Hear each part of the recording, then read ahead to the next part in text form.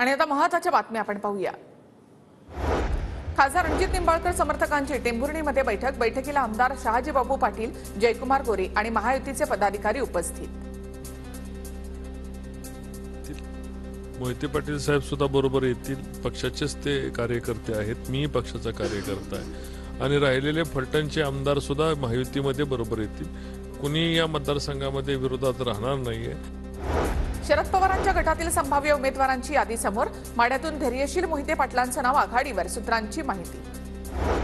माढ्यामधून लोकसभा लढवण्यासाठी इंडिया आघाडीकडून गणपतराव देशमुखांचे नातू डॉक्टर अनिकेत देशमुखांना उमेदवारी द्या। शेकापचे आमदार जयंत पाटील यांनी शरद पवारांची भेट घेत केली मागणी।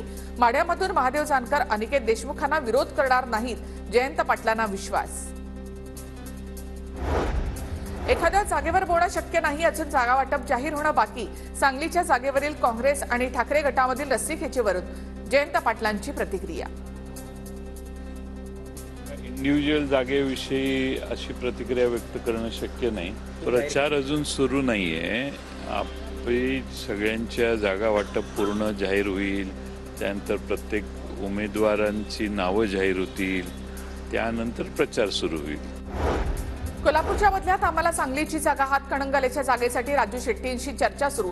संजय राऊतांची प्रतिक्रिया, तर रामटेकची जागा काँग्रेसला देण्याचं निश्चित। कोल्हापूरच्या बदल्यात सांगली शिवसेनेकडे राहील। कोल्हापूर ही आमची सिटिंग जागा होती आणि सांगलीमध्ये आम्ही चंद्रहार पाटील, डबल महाराष्ट्र केसरी यांना माननीय उद्धव साहेबांनी उमेदवार म्हणून घोषित केलेलं आहे। तसं सांगली लोकसभेच्या जागेसंदर्भात विश्वजित कदम, विशाल पाटील, विक्रम सावंतांनी घेतली बाळासाहेब थोरात यांची भेट। सांगली लोकसभेची जागा काँग्रेसला मिळावी यासाठी आग्रह। मंत्री गिरीश महाजन यांनी साताऱ्यामध्ये उदयनराजेंची भेट घेतली। उमेदवारीच्या मुद्द्यावरून उदयनराजेंचे कार्यकर्ते गेल्या काही दिवसांपासून आक्रमक, तसंच शिवेंद्रराजे यांचीही भेट घेऊन बंद दाराआड चर्चा। ज्योती मेटेंनी महाविकास आघाडीकडून बीड लोकसभा निवडणूक लढवावी। बीडमधील शिवसंग्राम भवनातील बैठकीमध्ये एकमतानं निर्णय। शिवसंग्राम जिल्हाध्यक्ष नारायण काशीद यांची माहिती। माजी राज्यसभा सदस्य अमर साबळे यांनी घेतली उपमुख्यमंत्री देवेंद्र फडणवीसांची भेट। अमर साबळे सोलापूरमधून लोकसभा लढवण्यासाठी इच्छुक। जळगाव लोकसभा भाजपच्या उमेदवार स्मिता वाघ यांनी अजित पवार गटाचे अनिल पाटील यांची भेट घेतली।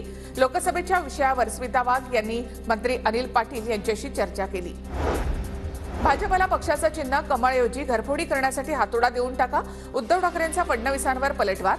पुन्हा आलो पण 2 पक्ष फोडून आलो, या फडणवीसांच्या वक्तव्यावर पलटवार। इम्तियाज जलील यांना पुन्हा छत्रपती संभाजीनगरमधून लोकसभेसाठी एमआयएमकडून उमेदवारी। असरुद्दीन ओवैसींकडून ट्विटरवरून उमेदवारीची घोषणा।